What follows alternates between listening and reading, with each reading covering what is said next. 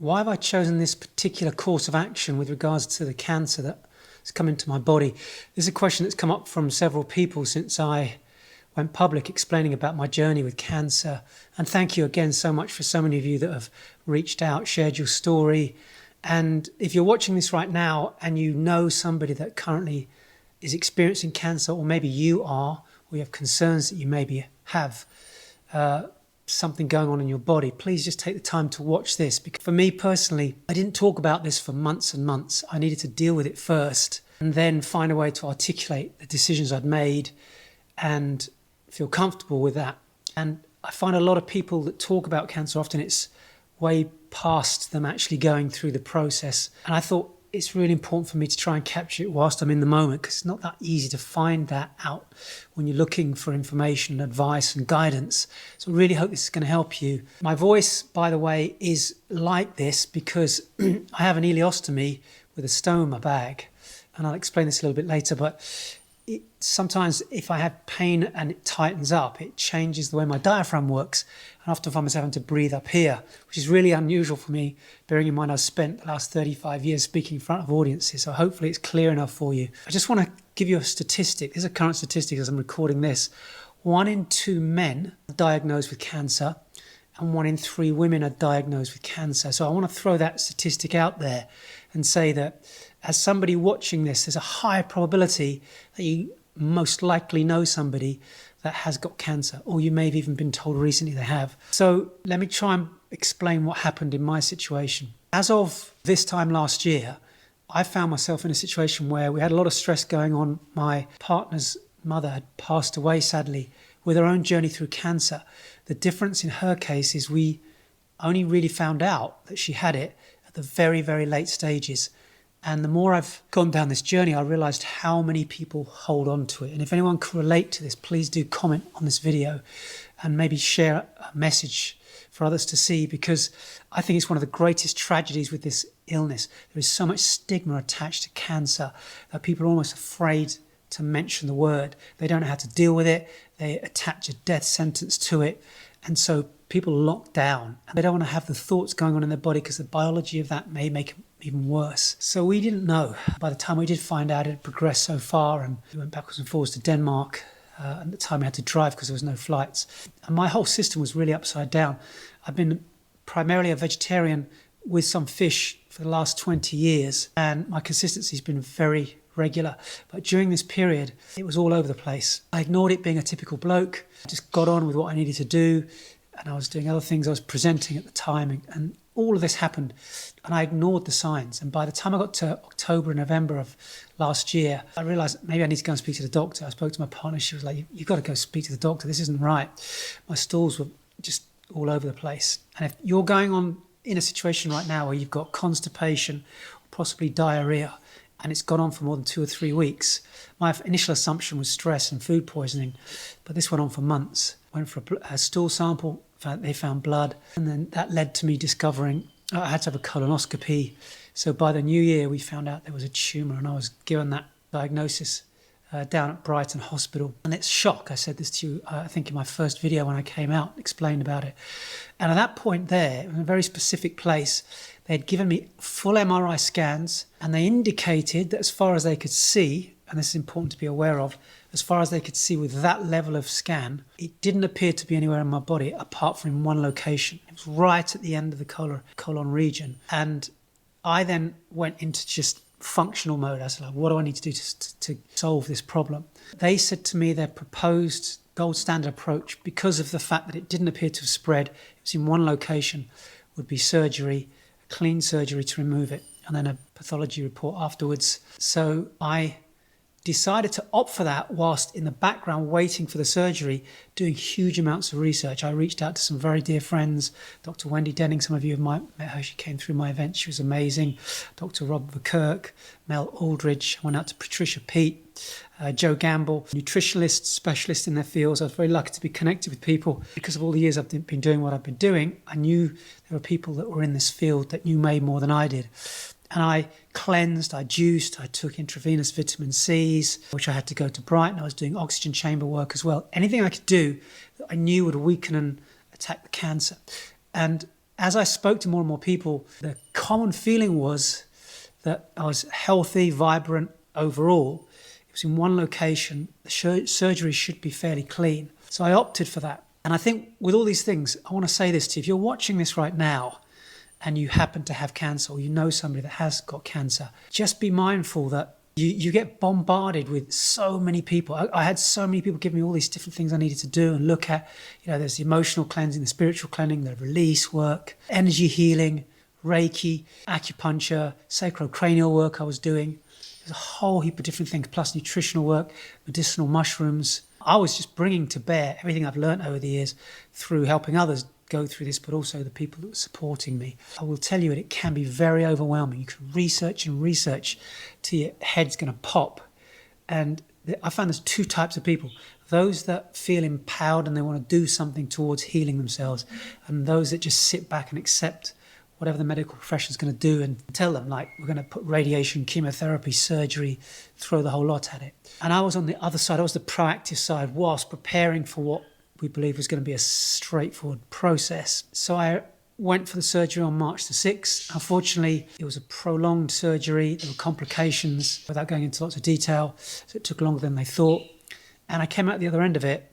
And within 3 days in hospital, I developed sepsis around where the surgery had been. Possibly a slight perforation, we don't know. Abscess formed, and it became life critical. I'm not going to lie, it was fucking awful. I was on all sorts of drips. They were pumping my stomach. I'd come out with a ileostomy, so my stomach is pulled through, a whole intestine is split, and then I have a bag, so anything I eat goes into there. I also, unfortunately, during the course of the operation, something happened to my bladder, so I had to have a catheter. So I basically wasn't able to function normally. I wasn't able to go for wheeze or poos without literally using this. And that's going on whilst I've got sepsis. And they realised it started to spread, called systemic. And I was rushed back into surgery within the week from the first operation. And they managed to drain it, but it had obviously spread to other parts. And then I was about a week in critical care. And that was one of the worst experiences of my life, being pumped out, nasal to gastro, tubes going in and out. Yeah, it was touch and go. And even now, as I'm talking to you, I'm getting goosebumps, because even the trauma of that, I can still feel that in my body. So I lost a huge amount of weight. All I know is I came out of hospital at about 52, 53 kilos. And they finally let me out after about 5 weeks. I'm not going to go into a lot of detail. But obviously, during that period, what I believe is my system was so vulnerable, my immune system was depleted. Inflammation markers were off the roof because of the sepsis, and I wasn't able to do anything apart from, I was just eating and exercising. 30 minutes after eating to try and burn off sugar, I was using something called a lumen to measure whether I was burning fats or sugars, carbohydrates. I was staying as clean as I could, carrying on the protocol I was doing before, all those things. But in the meantime, we were waiting to get an additional scan, and the oncologist finally said they wanted to see me. By the time I got to see them, it was May, and I had a scan prior to that, which then revealed that the cancer had spread to my liver, of which I now discover 50 to 60% of people that have colorectal surgery or colorectal cancer, and if you know someone that's in the situation, there's a high likelihood it's going to go to the liver. In my case, it did. Even with all of that, whether the sepsis had created an environment for that and it already spread, so by the time I came out, I was just trying to get weight. I couldn't put weight back on. I have a very highly active stoma, which means as I eat, it's literally producing all the time. And in order for you to slow it down, what they'll tell you is, if anyone's been through this, you might know this, or you may have friends, eat pasta, eat white rice, eat white breads, anything that's stodgy. Now, if you know anything about cancer, sugar feeds cancer. It loves it. That's why when you go for a PET scan, you starve before a PET scan. What they'll do then is inject a radioactive dye with a little bit of sugar in it. The sugar just gets eaten up by the cancer because it loves it, and then it starts to glow, and that's how they pick up where the cancer is. So I had a real battle going. I didn't want to go and do that. So I went through this attempt to try and put my weight back on, and it just wasn't going back on. I then had a wrestling match because when they gave me the prognosis with the liver, they said you have a 40 to 50% chance of survival over 5 years. If you go and do chemotherapy first, and we believe that we can do a liver resection, take about, I think it's about 20% of your liver out, and hopefully it doesn't spread in that process, and then you've got a possible chance. But what the stats don't necessarily show, this is what I found, and you've got to go do your own diligence. I'm not here to preach. I just want to share with you all the research that's going on in my head. So I'm contacting all these different centres, the Hope for Cancer, Oasis of Hope in Mexico, a couple of clinics in America, German clinics, looking for potential alternatives that could attack this. But in the meantime, what I didn't know was it was still growing. And, if you look at the statistics, there's a 43 to 50% chance somebody taking chemotherapy before surgery that it has an effect on reducing it. So if 100 people goes through, this is my head thinking this now, looking at the numbers that the research we found, maybe 50 people get to liver surgery and they can still do it. And then from the liver surgery, there's a 50% chance that you'll live 5 years. When I asked them, okay, I don't want to just live 5 years, I want to live 10 years. My vision is to be growing old and being a grandfather and all these things. Tell me the 10-year, 15-year life expectancies. Couldn't give it to me. When I asked for the cancer-free 5-year figures, they couldn't give me that either. So all I'm saying is statistics will paint a picture, but you're the one in control, ultimately, of the choices you make. And this is what I realized. So as weak and tired and depleted as I just had this burning desire to do something proactive, I couldn't sit back and have them just throw stuff at me. And nobody seemed to answer the question, even though I had specialists around me, some of who are in the field of surgery, oncology, integrative. They just said, ask your oncologist face to face if he thinks that with your body weight and the strength that you've got, whether you can take full dose chemotherapy. And the more I looked into it, there are alternatives where you can do lower dose chemotherapy. Now, I didn't want to do any, by the way. Just bear in mind, I've been averse to this for 20 years. My mum went through treatments 20 years ago. I used to run health events, and talk about a paradigm shift. I had a phone call with a South African doctor, and he was amazing. He genuinely, to this day, I'm super grateful for that conversation. Wendy Denning put me in touch with him, and he said, I do integrative, I do natural, and your cancer's obviously getting more aggressive from where it is. And as much as you want to go alternative treatments can work, but in some cases they can take a while. And I've listened to podcasts, Chris Beat Cancer, I've followed a lot of people that have been through this process. And in many cases they talk about this 1 to 2 year process, but we just didn't know how fast this was growing. And I think, this is me being brutally honest with everybody, my whole identity around health had been, how the fuck can I be ill?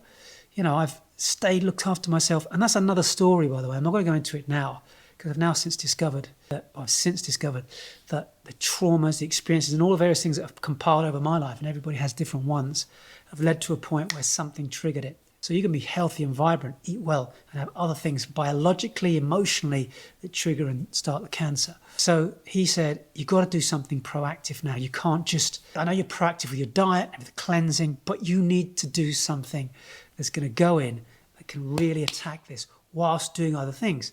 This is where integrative metabolic cancer treatment comes in. The likes of Nasha Winters, Dr. Slocum, Patricia Peat, you'll see them at the conference coming up if those of you might have seen me talk about this. So I really started to look at this. In Germany, they do integrative approaches, but it's typically 10% chemo with then insulin into the blood. And what that does, it creates an environment that weakens the cancer because the sugar levels vary. So if you can get cancer to be weakened, and you can put vitamin C in, which, by the way, has the same type of blueprint on the body. And again, do the research yourself on this, but it basically tricks the cancer. The cancer goes after it. It opens it up. It starts to think, oh, great, I've got sugar here. And then the vitamin C goes in and attacks because it's a pro-oxidant, because you're taking large dosage. I was up to nearly 70 grams, that's 70,000 milligrams in a hit. 10, 15 grams is borderline at the low end. You can't even take that orally. You have to take it in through veins. That's when I found the Turkish clinic. And what they do in Turkey is they use integrative, but they use 50 to 60% chemotherapy. But they test you first, blood tests. They check everything, your ferritin levels, your blood levels, your tumour markers, your inflammation levels. It's done on the day you go in, and it's adjusted accordingly. But they don't put that in your body until you've had the Bs, the Ds, the irons, and then the insulin. Now what you've done is you're like in a fight. It's like Mike Tyson, jab, jab, jab, jab, jab, jab, jab, jab, jab, jab. You can hear I'm struggling to breathe here. This is why I can't speak in public at the moment. I can do 15 minutes or so and then I get out of breath and my energy, I can feel it just lowering again. So just bear with me for a minute. So basically, that's when they throw the chemotherapy. Then, having done that, This is what I read, and I did the interview with Dr. Slocum. They then put, which you can't get in the UK, hypothermic temperatures at 45 degrees. It literally breaks down the cells, whilst all the intravenous, the infusions, and the chemical chemotherapy is going in. And when I heard this, I got goosebumps. Something felt right, because it allowed me to do everything, plus the natural diet, the low carbs, the keto-based diet, the vegetables, all this. It was exactly what I was looking for. It meant flying over there. And what I liked about it was, instead of going to some of these clinics where you go for 3 or 4 weeks, I could go for 3 or 4 days and then come back to this country. And in between, I would be taking what's called repurposed drugs. Jay McLennan, How to Starve Cancer. Great book, you have to read it. And that's another technique where you take certain repurposed drugs to block the pathways that cancer tries to find. So all this was going on, and that was the deciding factor. So if you're watching it and you stayed with me all the way through, this took me months of research, months and months, phone calls. I was still doing my, deep work as well. But by the time I got to do my PET scan in July, bearing in mind the surgery was in March, what he told me was, what you've been doing is great. It hasn't spread anywhere else. That was one of the concerns we had. Could it have migrated to other places in the liver? Could it have gone to other parts of the body? But the PET scan showed it hadn't. It had just doubled in size. I was shocked. Dina, my other half, we were both shocked because, I've been doing some good stuff in my mind. And I think what I did had contained it. But also I had to counter the inflammation, all the problems from sepsis, which can stay in your body, and inflammation can be there for months. So my body was still having to fight the repercussions of all of that, and still then try and fight the cancer and try and contain it and be depleted, low in fat, body fat, everything else. So that's why I led to this decision. I cried a lot. My identity was about, I don't do chemotherapy, I don't do chemicals. But I want to say this to everybody. If you've got a family member watching this, please take control of your choices, because the body needs to feel safe in order to heal. That's one of the things I've learned on this journey. If your body feels safe, it goes into a state where it can now not be stressed. So now it's in a place of reconstruction. It's in a place where it can actually start to heal itself. But the minute you're fearful and you feel a victim and you can't take responsibility, immediately the body feels weak. And that's where the cancer thrives as well. So by taking control, by feeling empowered, by making conscious choices, and then finally taking a sigh of relief and saying, right, this is the one we're going to do, everything changed for me. I just felt empowered, and I started to then slow off looking at all these different places, because otherwise you're running down lots of rabbit holes, and that's what I was doing. This could work, this could work. It's not to say I'm still not doing other things, but you need to bring your energy back to healing. And it's such an important message I want to get across to everybody. And if you've got a friend or a family member that's shut down, locked down, not talking about this, please show them this video. Because one of the greatest challenges, and I want to write about this in the coming months, is, I call it cancer talk. People don't want to talk about it. They're afraid to express their fears. Or family members express their fears onto you. Oh my gosh, this is terrible. What are you going to do? You don't want to hear that. You want to hear people that are going to support you, encourage you, don't criticize your decisions. And I feel so blessed, genuinely blessed. Everyone that I've been on this journey with over these last 8, 9, 10 months have been so supportive. Yes, I've had people with messages, have you read this, have you done this, have you tried that? And they're coming from the right place. And I thank people, I look at it, but don't be overwhelmed by it. Because the problem is, if you start running down another rabbit hole, another one, and you're not quite sure if it's right for you, hold off, stay the course, bring the right things in appropriate. And that's what I've had to do. So that's it in a nutshell. A longer message than I had hoped, but I've done this for a reason, because I want this to be captured. And I also want people to know, who have known me for a long time, like, fucking hell, bro, why are you doing that? I thought you said you'd never do that. But every single human being has the right to change their mind or to have a different perspective. And when it's in your body, and when you're faced with it, the decision process changes. And I genuinely feel the process I'm going through at the moment is the right one. As I go through that, there'll be new shifts. I'm stronger now. I feel stronger to be able to start to do some of the deeper emotional work that I couldn't have done 2 months ago. I physically couldn't have done it. Still weak. I'm not going to deny what's going on. My stoma is still active. I still have to catheterize. I actually have to self-catheterize, which means 5 to 6 times a day. I have to take a tube and insert it up till it gets to my bladder and drain off.